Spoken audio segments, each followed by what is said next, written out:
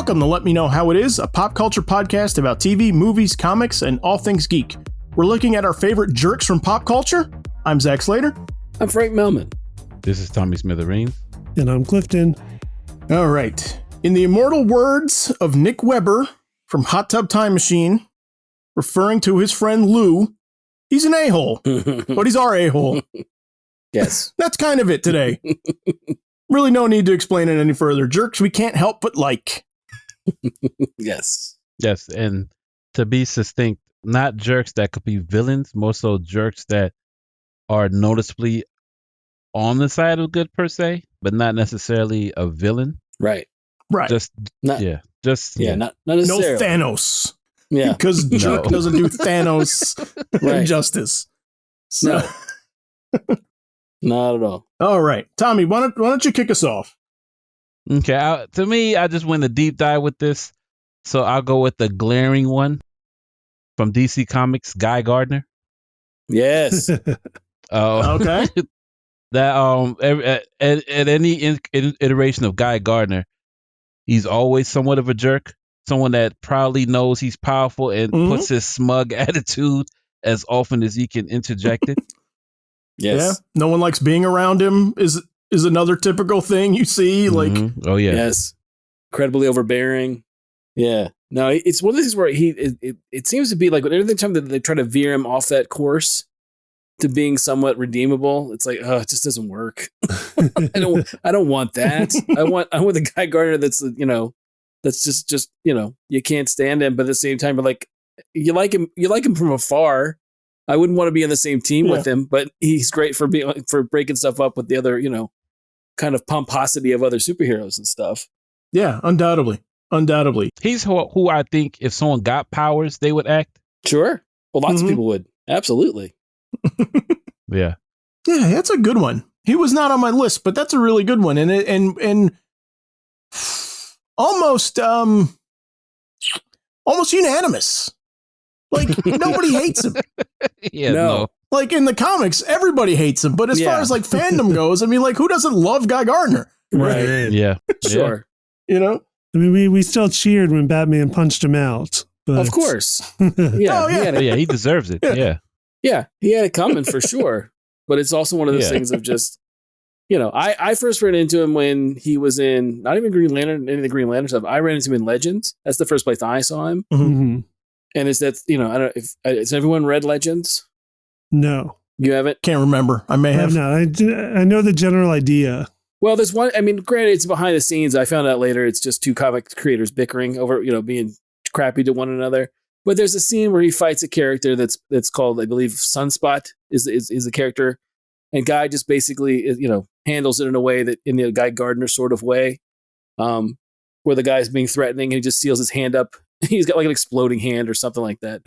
Anyway, Guy just seals his hand off with a green energy bubble and he blows his own hand off. And I know that's kind of awful, Right. but it can encapsulate him, it encapsulates the character pretty well. It's like, no sympathy. I'm the superhero, especially in the 80s. It was like 80s, talking like 88, 89, Right. very much a Reagan era superhero, just I'm going to kick ass and take names and, not worry about your feelings, not that it hasn't come back around again in another way, but, it was very big at the time. So, and that's where I first, and then right after that is when he's in Giffen and DeMatteis's Justice League, and he's awesome in that. So, yeah, Guy Gardner's a good choice. It is. Let's unpack it a little bit, just because I'm trying to figure out now why. I'm like, why is he so likable? He's confident. He exudes confidence. Yeah, well, there's that for sure. Mm-hmm. Even when he shouldn't. That's also the other thing. Like it's an inflated sense of self, right? Like it's But the thing about it is, like, when you dig more into his origins, like after I read more about him after the fact, and after the fact it was, by the fact that he was, it's basically the Guardians could have, Abin could have chosen him, but by virtue of the fact that Hal Jordan was closer. Is the reason why Hal Jordan got to be, the Earth, 2814's Green Lantern and not him, and that's the thing that kind of, eventually it definitely plays into his overcompensating for the fact, like, well, this should have been me. I should have been the guy. Right. No pun intended. I should have been, Green Lantern. So, it informs the character for a long time. That's a wonderful addition too, because it's like it's so you can identify with it so easily because everybody's been passed up for something. Right. Yeah. Oh, sure. Yeah. But that's the thing about it is just that bit, and then just the idea that for a long time he feels like he's in, Hal Jordan's shadow, and then, it's also the idea that he was at one point was a gym teacher. Okay. Which, you could see him with the whistle and the sweats, and just being, that guy that's basically, laughing at you or yelling at you while you're trying to run laps because you're not going fast enough. Right. With the weird bowl haircut. Right. Exactly. Or the guy that sees you getting snapped with, everybody's snapping you with a towel in the locker room, and then it'd be like, "You big baby, what's the problem?" That's the kind of thing. Man. Right? Man, Mario Lopez would be such a great voice for Guy Gardner. Right? So I'm thinking about it. Yeah. But I think Tommy's right. I think the confidence and the idea that, in some cases it's just is naked bravado, and sometimes it's just he always is the direct approach. There is no other approach. Mm-hmm. And I think in some cases that's really appealing because, he's like he's like Kirk without any thought behind it. Like, and I'm talking about James Tiberius Kirk with no thought behind it. Right. Where it's like, no, I can handle this no matter what, as opposed to, well, I have a plan and I have bravado on top of it. Instead he's just all bravado. Right. I think also, like, I'm gonna use real life person to kind of explain my thoughts on this. Mm. He's kind of like The Rock in this way, right? Where, like, The Rock can kind of talk smack about people and be incredibly rude and crass, and yet somehow it's always entertaining and funny. Like, it's always like kind of like in a weird way, it's always kind of like not good natured, but like it always comes off as more funny than mean. Right. That's like the example for Guy in the writing. Where, like, it's always written in a way where he's talking smack, but it's more entertaining and funny than it is like, man, like, I hate this guy. Sure.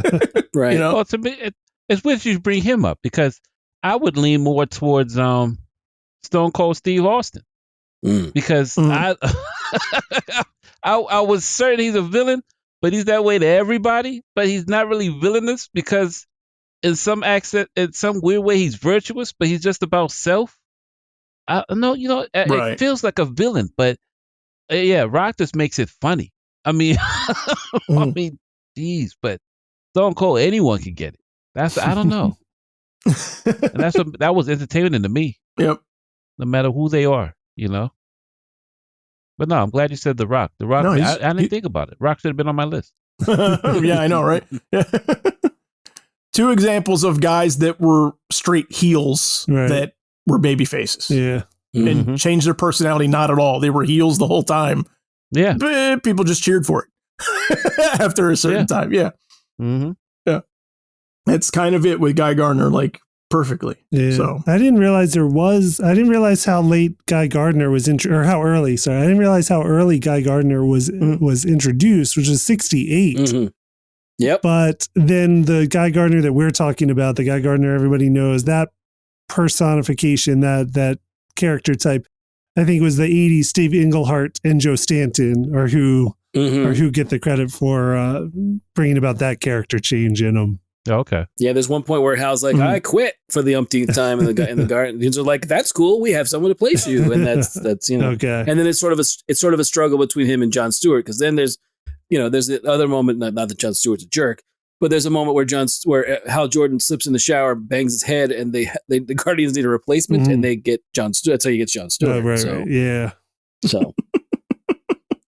So Hal doesn't shower with the Green Lantern ring is what we glean from that. No, because if he did, it would be a protective bubble, would just appear. Sure, it'd be bubble wrap. Right. He'd be fine. Yeah. But no, that didn't work out. So, all right. So Frank, who do you got?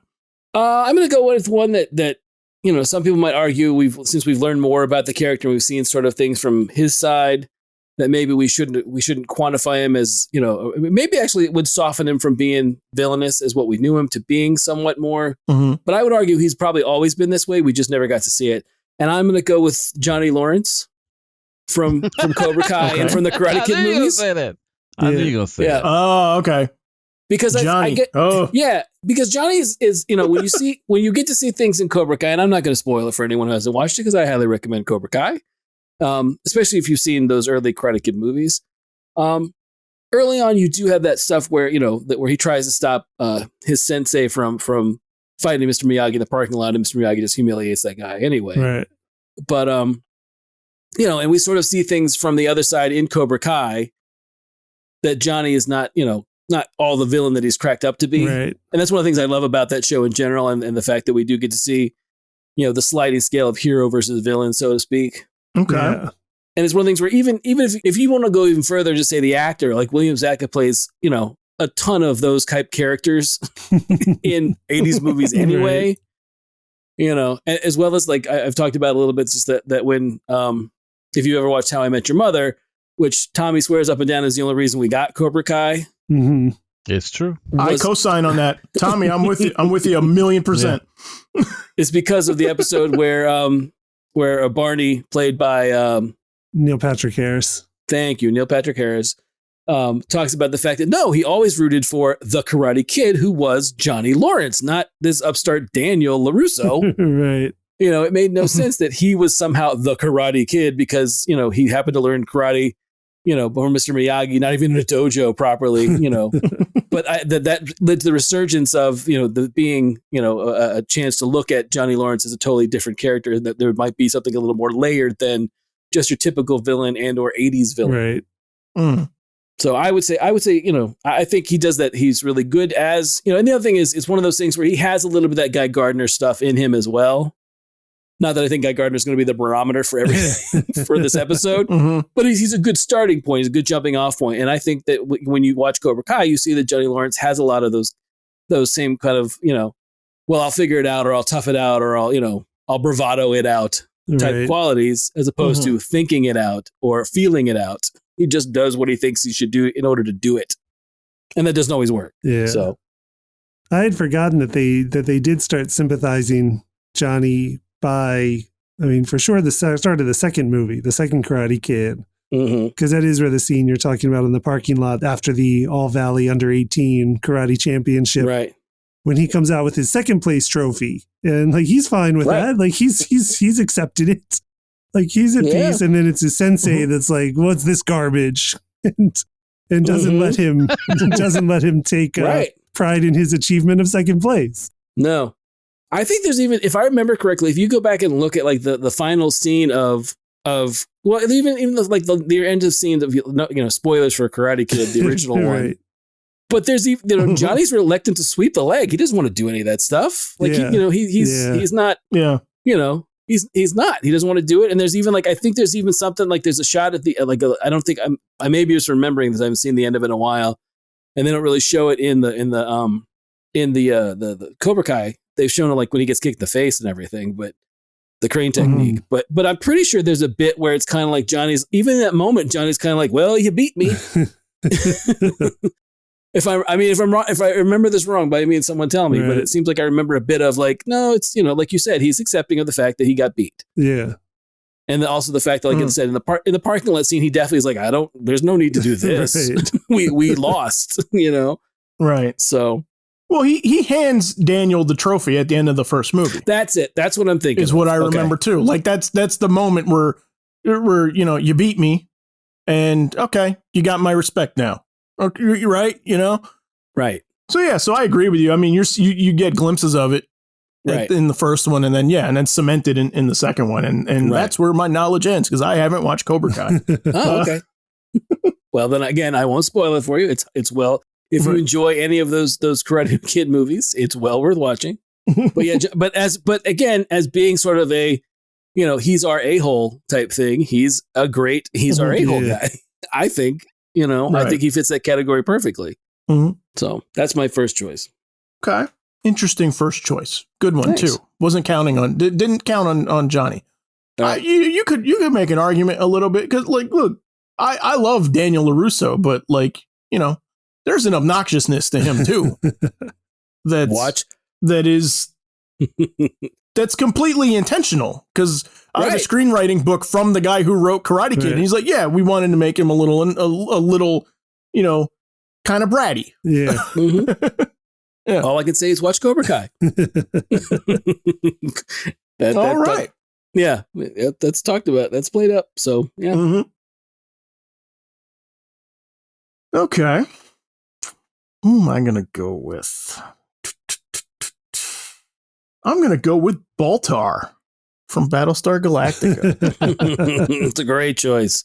Such a good choice. He is, I mean, almost a villain, is at times, but I kind of even though I'm not this person at all, there's something I can identify about his situation with this sort of like new reality, with this sort of like new normal that is that world, right? Where suddenly whatever the human population has dwindled down to by you know, the events of the pilot, right? Mm-hmm. You're now in essentially a military society where, you know, he is somebody that has made his entire fortune, his entire legacy is built on merit. He's gotten there, but he's also gotten credit for things, right? It's been everything about his life has been transactional, right? Mm-hmm. I do this for you and I get this in return, right? And now suddenly he's thrust in a situation where nobody cares about that. And you do what you're supposed to do because that's your duty and that's the order, and you're not going to get credit always, and you're not going to get a pat on the back for it. And I think he, more than anybody in that show, has a hard time dealing with that. Right. Where he's like, I'm the genius in the room. Mm-hmm. Right. Like, give me credit. And it's like, you know, and then, you know, you're basically on a ship full of Marines, and they're like, well, like, nobody here does that. Like, right. You know, that's not how we're wired. Like, you know. No, it's a good choice. I like that one. Thank you. Because I think it's one of those things of he's definitely not an intentional villain, nor is he ever like a mustache twirling villain. Like he's never, and a lot of stuff he does, you know, in a show that's all about survival, that guy survives like nobody's business. Right. Yeah. You know, that guy's like, you know, there's so many moments you think, oh, this is probably it for poor old Dope. No, he's out of this one. Right. Okay, he's all right. He's good. No one's going to worry about poor, you know, no, that's the thing is he's constantly scuttling along. I'm going to miss him. Right. And no, you don't have it. Yeah. I'm going to miss him. Oh, he's back? Yeah. Unscathed. He pinned it on somebody else. He made it look like somebody else did it. Or, you know, he figured a way out of it. Or, you know, or he's saved by his hot, maybe real or not real Cylon girlfriend, you know. Yeah. It may or may not exist. So, and you know, I mean, and this show comes up from time to time in some of our past episodes, and I think, like, I mean, really, what this show I think did so well is there's so many instances, and he's a perfect example of this of you know, they're teetering onto like turning that page. Right. Become like realizing the potential that you as the viewer are hoping that they will realize, that they will make themselves to, and that you can see glimpses of along the way. And the show is so good at like, okay, we're going that way. Somebody's going to make a face turn. Somebody's going to, you know, be all that they can be. And then, no, maybe not. Right. Well, especially in a show that didn't let stuff linger too long, that got to stuff. That's one of the things I love about that show so much, is the fact that they just don't waste a lot of time. Like there are a couple filler episodes, but there's still great episodes that move the story along. But generally, that show is like, here's something that you as a viewer would want them to see do, and oh wow, they're doing the next episode. Right. That happens so often in watching that. So it's one of those. But yeah, I think that's a great choice. I think he's a really good, you know, definitely not a guy that bravadoed it out. Definitely thought his way out of a lot of problems. Got really creative in the way that he did it, you know. And you definitely rooted for him in his weaseliness and his survival skill. Yeah. Yeah, definitely at times. Yeah. And, oh man, you definitely shouted at the screen because of him too. Like, for sure. You know, that's what makes that show so wonderful. So, all right. So who else do we have? So what have we got? We've gotten comics and 2 TVs. Do we have any movie? Anybody have anything from a movie? I do, but it's a deep dive. I'm excited. Okay. What is it going to be? Okay, all right. I used to love this movie when I was younger, but after a while it ages not as well, but it's still entertaining for what I watch it. The name of the character, I don't know if you remember, is Billy Fish. Billy Fish from Streets of Fire. Has anyone seen this movie before? That is a deep dive. I've not seen it. Yeah. It is a deep dive. That's a deep dive. I have not. Now, if you haven't seen this movie is 1984. Okay. In which it calls itself a rock and roll fable, in which it starts off with this girl named Ellen giving a concert. And in the middle of the concert, she gets kidnapped. Okay. Billy Fish is played by Rick Moranis. Oh, wow. And early in his career. I'm looking at the cast list on this. It's insane. I just looked it up after you said it. This is an insane cast list. It is. Now, before he gets into the cast list, Billy Fish is the manager / boyfriend of this pop star in a bad neighborhood who gets kidnapped. Now, he's a jerk the whole entire time, but not the villain, just the jerk. And he's as much of a jerk as you can imagine, and you always question, why is she with him? But at the end of the movie, he's willing to step aside to give his girlfriend the love of her life, who is a jerk too, but not as much a jerk as him, because Billy Fish is just him without the bravado and the ability to get things done physically, as opposed to him being a manager. If you ever see this movie, Streets of Fire, and then Clifton, who are you going to say? Tell everybody who's in the movie. So you mentioned Rick Moranis. Rick Moranis as Billy Fish. The musician, you said Ellen Aim is her name, is played by Diane Lane. Yes, Ellen Aim. So Diane Lane. Willem Dafoe as Raven. Yeah, he's the villain of the movie. Bill Paxton as Clyde. Michael T. Williamson as the Sorrells BJ. I'm not sure who that is. Elizabeth Daly's in it.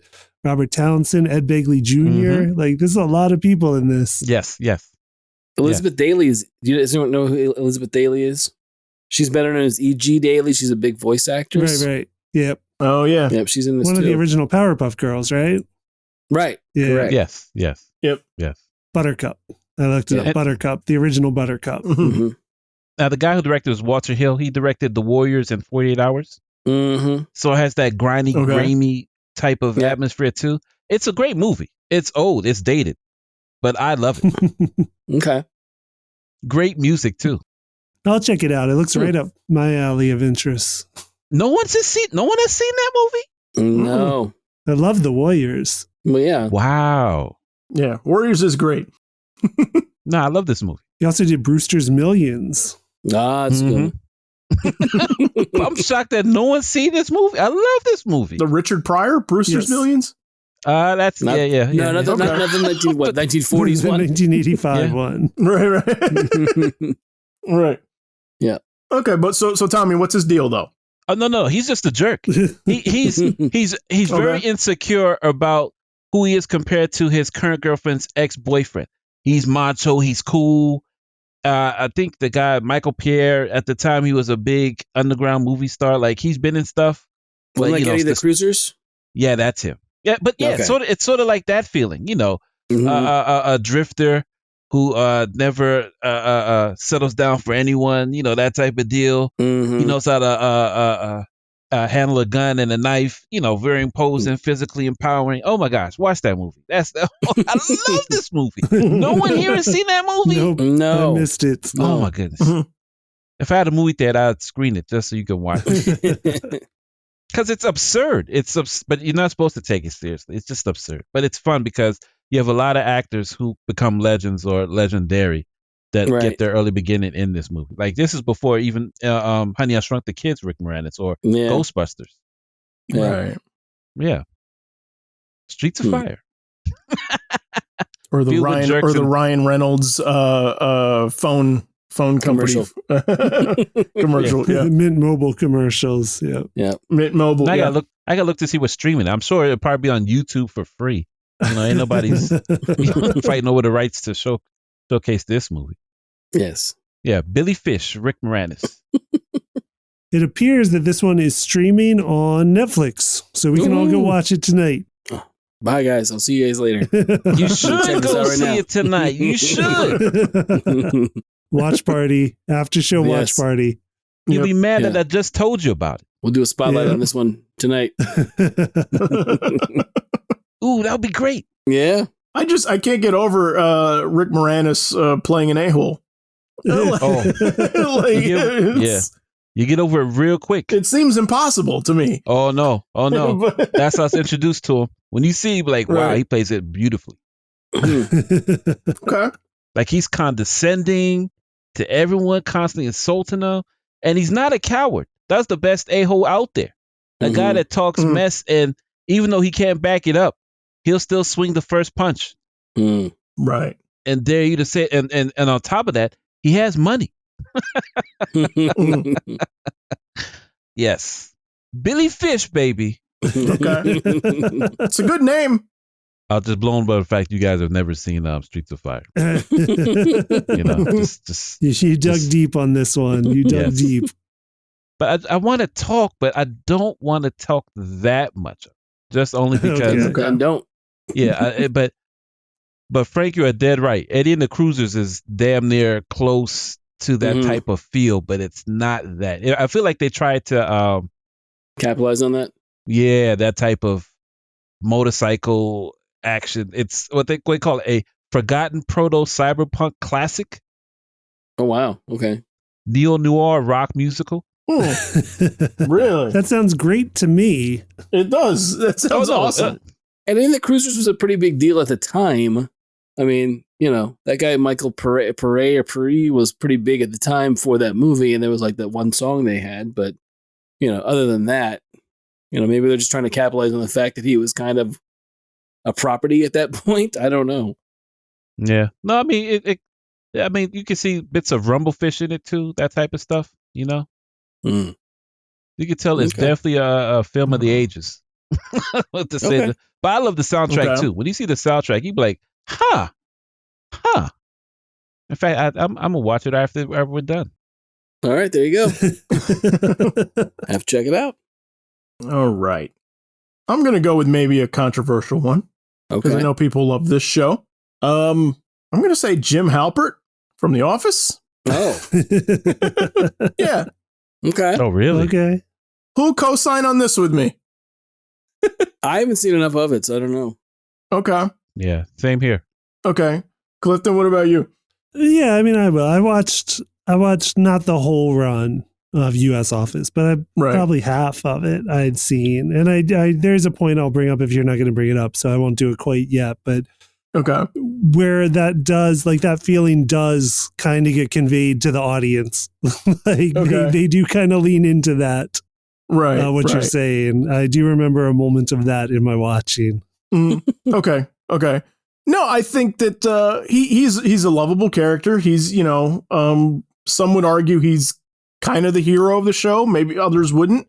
And there's something not aspirational about him, but there's something about the fact that he's kind of like he appears to be the one normal person in that office. Right. And just kind of acts as everybody's focal character for that. Just in that, just for that. But I mean, there's, undoubtedly, if you really want to look into it, there is some unprofessionalism to what he's doing to Dwight and stuff. Yeah. Yeah. I mean, he's certainly the entry point everyman for the show. Yeah. And then, I mean, he's the one that does the faces at the camera the most. And then, when other characters do it, that's when you're supposed to relate to those characters, like Pam and some others. Not many of them do that. Not many of them react to the situation they're in. Right. So you are definitely supposed to connect to them that. But yeah, the unprofessionalism. I remember the scene that I'm thinking about is probably about halfway through, and I think it's Idris Elba. It is Idris Elba. Yep. Yeah, it's when Idris Elba is the substitute boss when Michael Scott is gone, and they have Idris Elba in there as the department manager.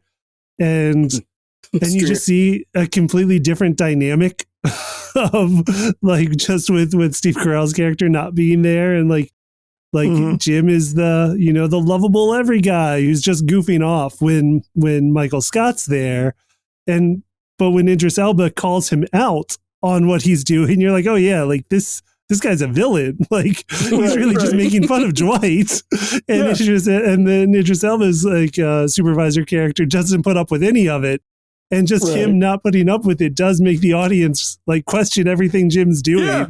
And you're like, oh man, 100%. Like he has been going too far this whole time.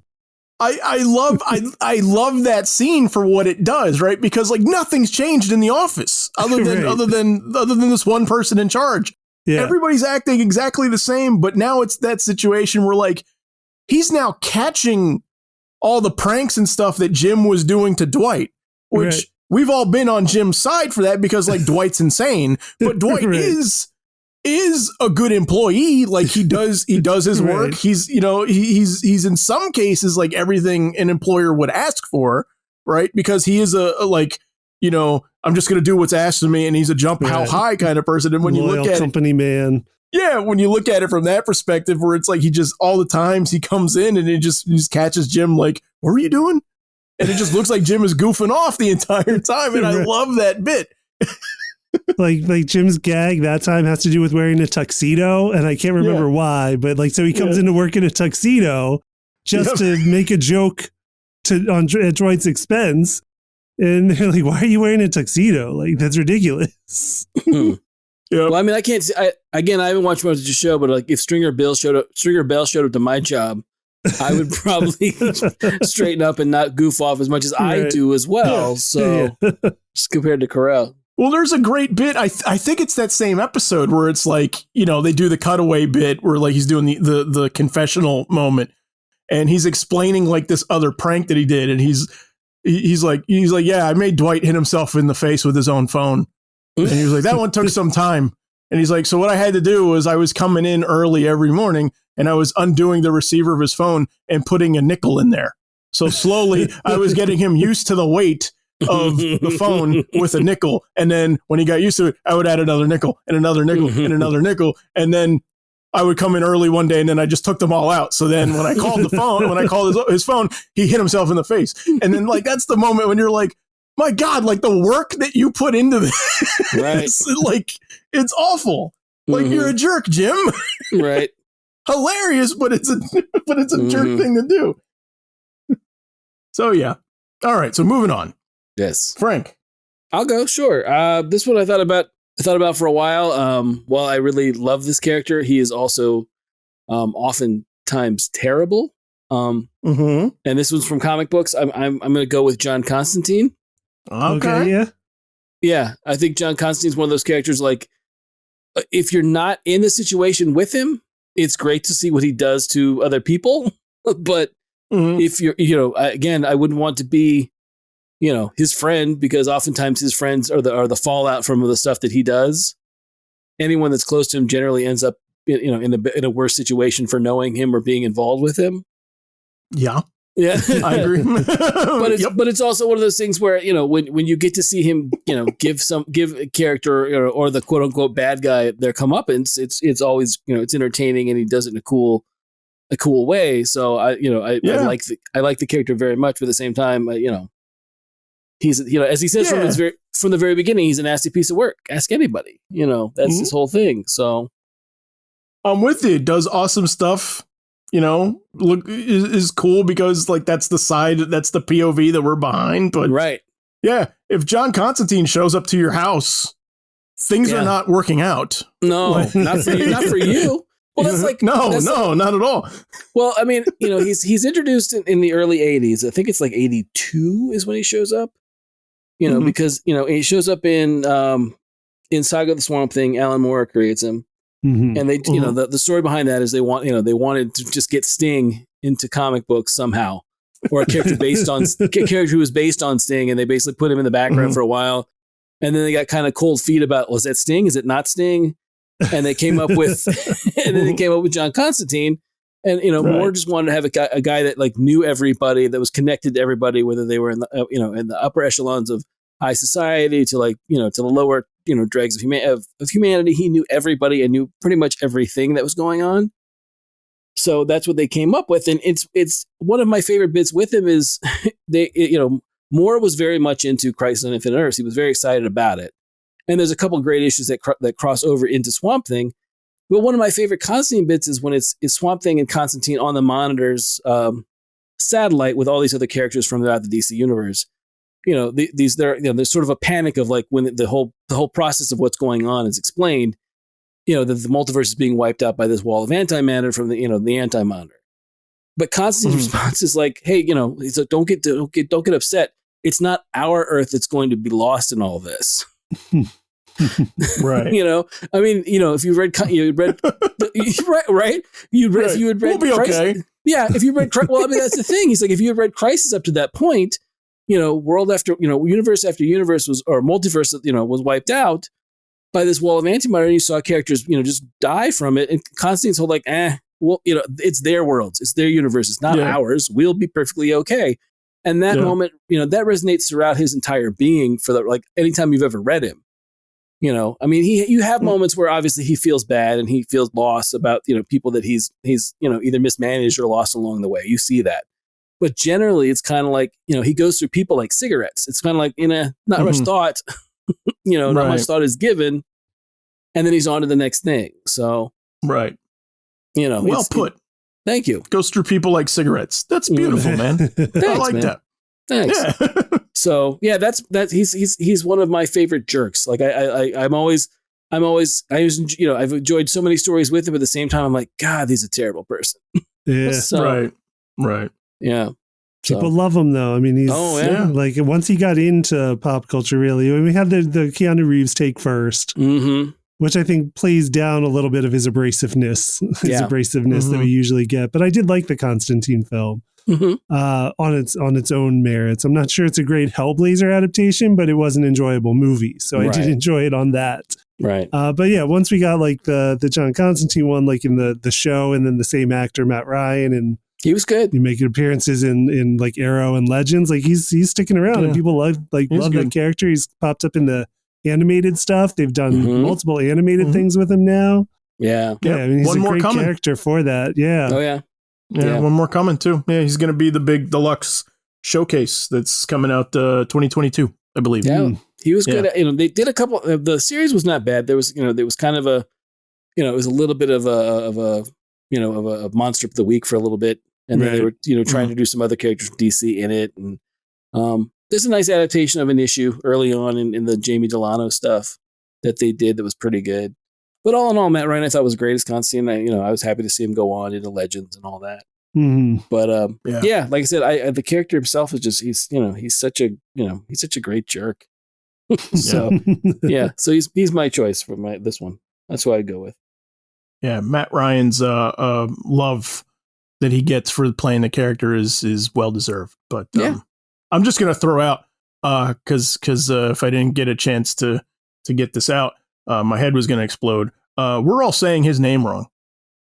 Oh, yeah. Right. I mean, that's true. And we are saying it the way most Americans say it. Yes. So right. That's fine. Yeah. I'm okay with that. But the correct way is that John Constantine rhymes with wine, which is a line from a Swamp Thing issue, I believe.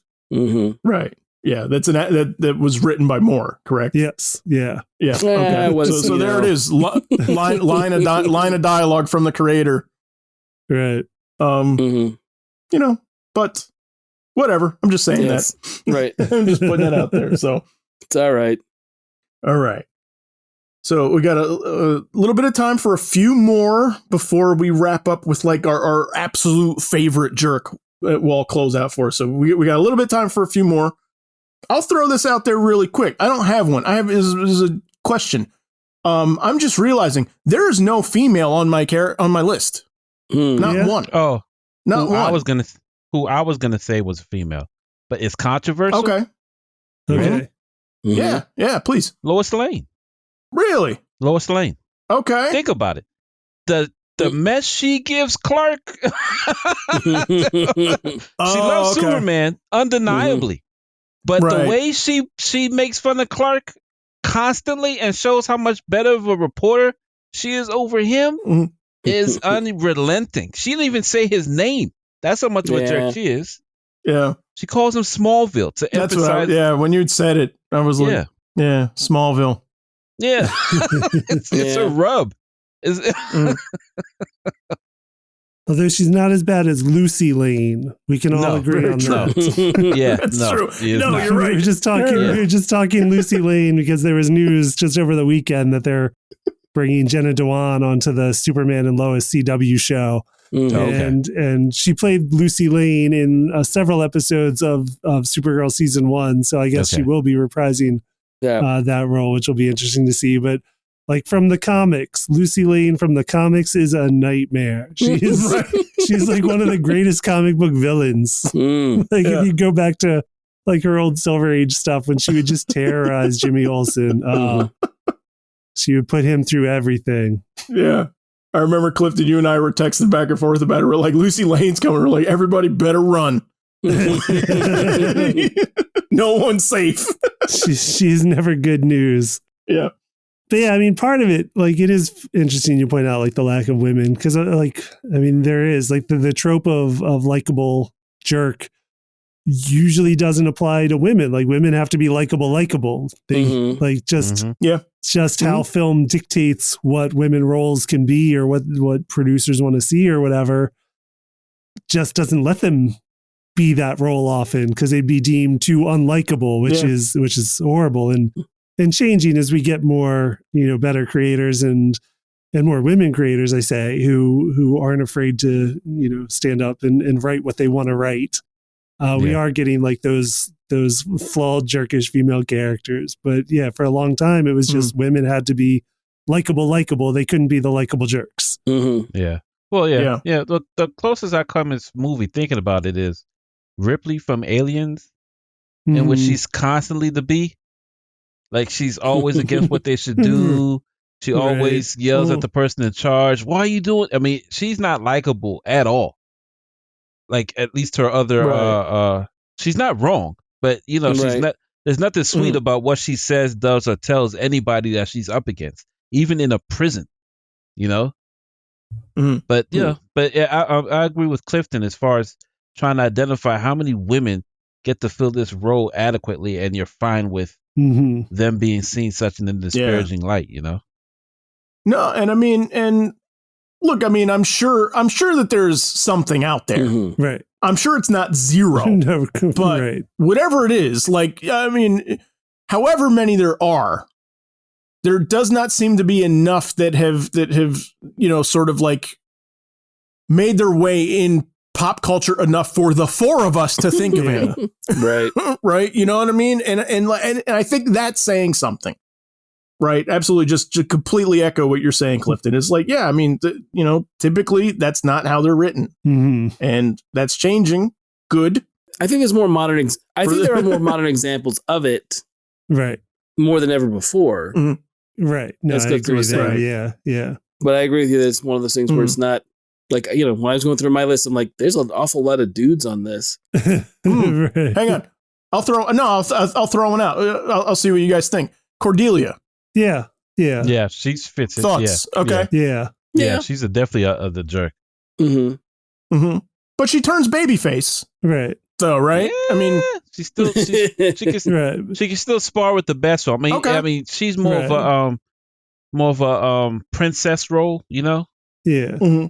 But like all the time she's there though, like you do like seeing her there, even though she's being horrible to people. Yes. You're like, oh, like this is enjoyable to watch her like sass people and stuff, which is what we're going for. Like that is what we're talking about with the male character. So I would agree with that. Yeah. Like she's always an interesting presence to watch, being terrible to everyone that are ostensibly her best friends here. Sure. Yeah. Yep. I can see that. Nah, good call. Yeah. All right. So who else? We got just a little bit more time. Okay. You guys ever watch Pokemon, the cartoon? I mean, I've seen some of like the old classic one. I don't know some of the old ones. Yeah. Any more of Villain Gary? Gary Oak. Yeah. Yeah. He was a jerk. Okay. Right. He didn't directly fault Ash. Explain to us. I think this is after my time. Well, Okay. He's Ash's original rival. So Ash Ketchum is, the main protagonist in the early Pokemon stuff.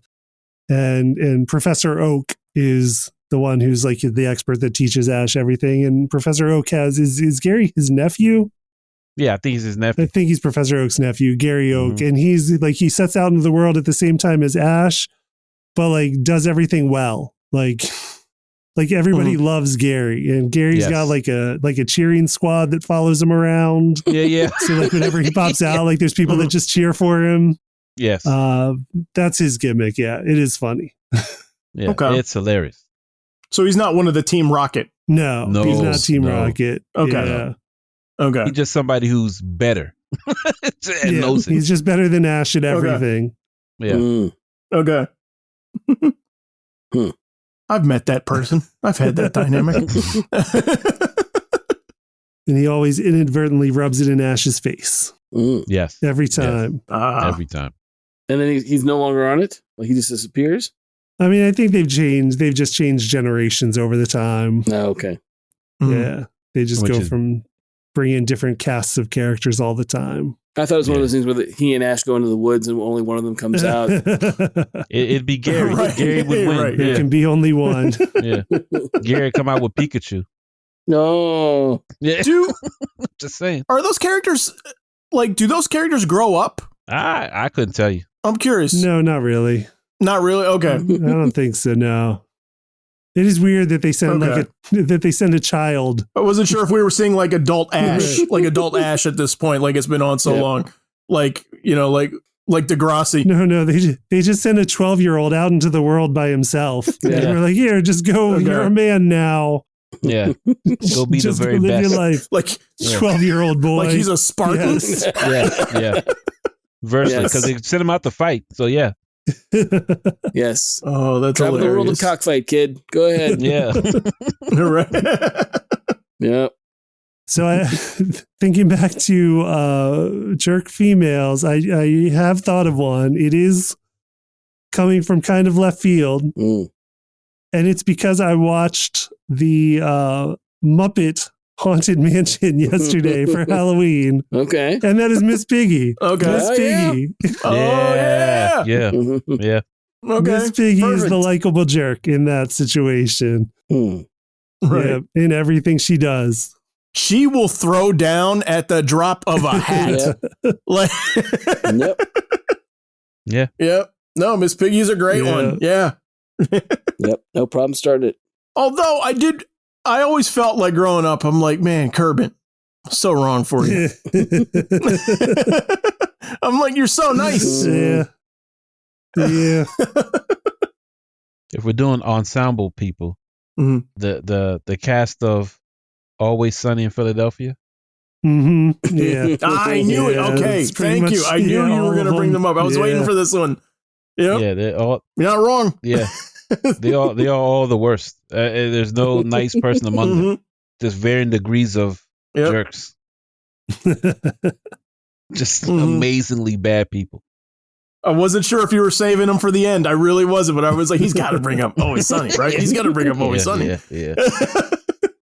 I feel like the original kernel idea for that show had to be like, what if everyone's that character? What if everyone's the likable jerk? Yeah. Well, they do a whole show full of them, not just one, but everyone. Right. Yeah, I was curious to see who was going to get it from that show from you. I'm like, because I didn't narrow it down. It's all of them. Right. I actually haven't watched a whole lot of it, and surprisingly, how many years has that thing been on now? So many. I think it's his 13th season, if not 14th. No, it's more than that. Well, I mean, really? If they went consistently, it would be more than that. I don't know if they took time off. No, they definitely took time off a number of years sometimes. Because I think it premiered in 2006. Yeah, if I'm right. Sometime back then. No, it's been out for a while. They've skipped years. Yeah, but I've not seen a whole lot of it. I know enough that I know the characters and I know the situation.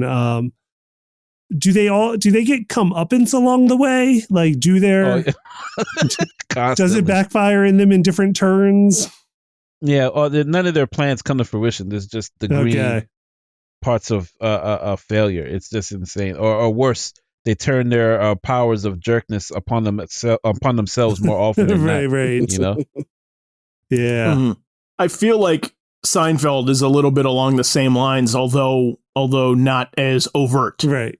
But they're all jerks too, Yeah. and they get mild comeuppance along the way, but nothing sticks. And I think that's one of the as disappointing as the finale is. I think like that's the point of it, though. It's like that finally they get something that sticks, right? And like and that's kind of the finale is kind of a one joke thing for that. Yeah, in that way. In addition to just being like a celebration of like all the side characters and guest stars and stuff that they all bring back. But yeah, that's kind of I think that It's Always Sunny is like that and just turned up to 11. Yeah, for sure. If you'll indulge me saying. Yeah. 14 seasons, yeah. I just looked up. So 14 seasons, premiered in August of 2005. So they have had gap years in there to get to 14. But man, that's been on They're not aging. A long time. They're not aging either. No. It's hitting me. They're not aging, except the one's getting buff. Right. Yeah. He's been working out. Yeah. Yes. Solid. Yeah. Danny DeVito's been perpetually old this whole time. Yeah. Right. I gotta get Detective Bullock thrown out there. Oh, sure. Yeah. I love Detective Bullock. I love it. And this is an interesting one because I think... Just describing it, but that is Batman, a side character, premiered in what? Batman the Animated Series? Was he original? No, he first appeared in the 70s in the comics in like a Man-Bat issue. I forget what number it is. But I ended up buying it like in the 90s pretty cheap. So I don't know that the character has really like taken off at that point. But I'm not alone. I mean, like he's a popular character now. And a weird kind of phenomenon that's happened. I think as people started writing him as a fan favorite, I think I've started to like him less. Right? I think that there was kind of like a je ne sais quoi that was happening there when he was just sort of like a foil. Right. And I think once people started trying to make him heroic, but like in his way, there's something about it. I'm just like, there's just too much of a good thing. The secret sauce isn't here anymore. Yeah. You know what I mean? Is that just me? What do you guys think? No, it happens to a lot of characters that I like that come out as a supporting role, but when they push them into the limelight, it sort of waters down the mystique of the character. I like the less is more aspect of it. Yeah. And they can't accurately replicate like the magic there was. Yeah. There's just a little bit of like when you start writing him so heroic, it's like I don't get why he's in the mess he's in. I'm like, he appears to be. There's a thing in the Batman universe where I think if fans like you, they write you starting at Batman and down to Alfred and everybody else, like you're not bad at anything. And I'm like, that's kind of not the character. Like, I mean, he is a good cop. Air quote, like he can do the work, right? He can do the work, right? But he's not supposed to be, angelic. He's not supposed to be super cop. You know what I mean? He's not supposed, right? Like he's a drunk, like you know what I mean? Like he's self-destructive. He's which is the other thing. I mean, that is part of it. But I do think also that like they start to go like so heavy into that it's like I don't believe that he's upright anymore. Right. Like, what I mean? So I looked it up, Zach. They're saying that he appeared in his first appearance. Technically, is Batman 361 from '83. But it's later than I thought. They said that fans began to point out the fact that there's a Lieutenant Bullock who appeared in 3 panels of Detective Comics 441 from 1974. Written by Archie Goodwin and penciled by Howard Chaykin. So it's one of those things where I don't know if they retroactively decided that's his first appearance. So, could be. That could be it. I think that sounds familiar. I think that was the Man-Bat issue, and he was in that issue. He's not like a good cop. He's kind of like used cars man, like used car salesman like what I mean. He's always. He's always kind of portrayed as like, he's a cop and he can get the job done, but he's also kind of portrayed as if he needs to be, he'll skirt the law, which I always liked about him. And the fact that he doesn't necessarily, he's always got to, the bat. I don't like the bat. That whole thing. That we can got to get this done on our own. We don't really need to rely on Batman, which I kind of like the whole that self-reliant aspect of his character, I should say. Mm-hmm. Mm-hmm. But yeah, he's a good choice. He's a good jerk. Love that bullet for bullet episode though, Batman the Animated Series, which I do. I mean, I will say this, Clifton, since you brought up Batman the Animated Series. I mean, like that's the one that did it, unsurprisingly. Yeah. Like that's how I fell in love with the character. Was like whatever it was, like as I said, like that sweet spot. Like they nailed it on that show. Mm-hmm. With not a whole lot of appearances either. I'll be perfectly honest. Yeah, I mean, he was definitely a fan favorite for his few appearances he had. Yep. So, all right. So let's start. I want to give us just enough time to all hit our favorite, our absolute like number one picks. But first, if you like the show, you can check out all of our episodes on YouTube and letmeknowhowitis.com. Just please, however you find us, don't forget to like, subscribe, and leave us a review. And finally, if you have any topic ideas for us, send them our way on Twitter or in the comments. Our Twitter handle is our show's initials, LMKHII. All right. Everyone's absolute favorite jerk from pop culture.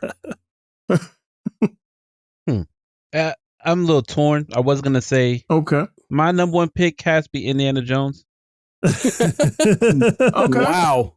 What? He's a scoundrel. All right. He's a dead up scoundrel. Okay. Not to say that he doesn't have a noble pursuit of finding uncovering what's lost. That's great. But he is a jerk. Okay. And how he treats his love interests, just how he fights. It's nothing's honorable anywhere else except of his pursuit of finding what's lost. I'm not saying that he's insulting, but doesn't care about too much. Only he probably name on his hand how many things he actually sincerely cares about. But I mean, he's not Guy Geffel level of. No, jerk. you're not wrong there. But he is likable. You can't help but like him and root for him. But he's a jerk. Yeah. But yeah, I'll say Indiana Jones. Okay. I could see. Yeah, it. Kind of the point of a lot of the movies is him, coming to care about a relationship that was soiled. Yeah. Like Marion and his dad. Like those come to mind. Yeah. And when you ask like who does he really care about? I mean, you're right. I am thinking about it. I'm like, Marcus Brody. Brody's kind of like the one Right. like the one constant, I think. And Sala. Yeah. I would say. I mean, and there is I don't want to say a transactional aspect to their relationship, but a little bit. It's a little bit, but a little bit with but you're gonna have fun. You might die, but you're gonna have fun. Yeah, right. Yeah, right. He'll show you the time of your life. I can see that. Okay. Yeah. Sure. Like, all right, if you help, begin at Temple of Doom. Dude was ride or die too, but he wasn't lucky like Sala. he had the poison that could have easily been his friend. Yeah. Yeah. Very true. Not Shorty, the other guy, the guy with the drink tray. Exactly. They get shot. Imagine Shorty went into a child worker camp. I mean, even for a moment, but hanging out with Indy almost gets him that for the rest of his life. He needs to come back. Yeah, I know that they're filming 5 right now. Yeah. They need to do something. They need to do something with Shorty, as far as like they've stayed in contact. Resolution. Right. You know what I mean? That they're still close in some way. I mean, like they I mean, that's one of those things that the people would cheer for. Unquestionably. Yeah, you just want to know he didn't die. That's basically what everyone feels. Yeah, of course. Of course. Yeah, like Short Round's one of his contacts that pops up like Sala. Yeah. But why would he, since Indy's such a jerk? No, people keep coming back. He's lovable, but he's a jerk. He's just lovable. All right. Frank, who's yours? Oh, this one's easy. I'm going to go with Louis De Palma. Yeah. Oh, yes. Okay. This is the second Danny DeVito appearance on this list. You didn't disappoint, Frank. Of course not. Okay, he comes up finally. He's my North Star. He's my gold standard of jerks. Yeah. I mean, it's visceral. not, you can't do much better than Louis De Palma when it comes to like he's our a-hole. It's one of those where he's if you're unfamiliar with Taxi, Louis is the guy that runs the Sunshine. He's the manager kind of like the Sunshine Cab Company. Mm-hmm. He's the guy that even though he's small of stature, he sits like above everyone else in the cage. Right. Yeah. Sometimes, a lot of times it's just him, but sometimes it's Jeff. Jeff is the guy that's there with him. The cab drivers give him a bunch of, polar opposite too, because Jeff is great. Oh, Jeff is terrific. I love Jeff, but yeah, Jeff is awesome. Yeah. But man, Louis. Yeah. And you see Louis, torment the cab drivers, and the cab drivers give it back to him. And in some episodes they have to work together. And then there's some episodes where Louis is clearly the bad guy that's, of their local bad guy that they have to deal with. But I just love that guy so much as Louis De Palma. I think that Danny DeVito is so good in everything. In every episode, like there's very rare episode. There's so many episodes of Taxi that I love in general, but the ones with Louis getting to be, where you get to see a different side of Louis, whether it's the one where Louis gets a date with Elaine, or the one where Louis is dating. One of my favorite ones that shows just how awful he is. He has this really attractive woman he's going out with, but the only reason is she's going out with him is because he can get her drugs, which is just, it's so typical of his character just to be that awful. There's one where he's dating a blind woman that he's afraid that she might be able to restore her sight, but doesn't want her to restore her sight because if she sees him, she won't want to stick with him. Yeah. Which is great too, because it's like she could see Louis and he's like, I know, but she may not want to be with me after that. Yeah. So Louis is a sleazeball. Yeah. Oh, he's such a good sleazeball though. He is. Oh, he's such a dirtbag. Yeah. And there's so many times where he just revels in the fact that he is like he's that dog that just rolls around in his own stink and he's happy with it. Yeah. And other times where he has moments of like, I could be a better person, but why? That kind of thing.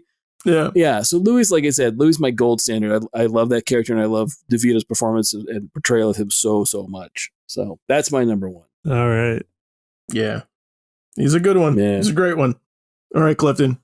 So I got a number one, but first I am going to bring up one I thought of. It's another woman because we need more women on this list. So I will jump in here. Okay. And that is Jessica Jones. Yeah, from the comic book Alias, created by Brian Michael Bendis, and who's her other credited creator? Michael Gaydos.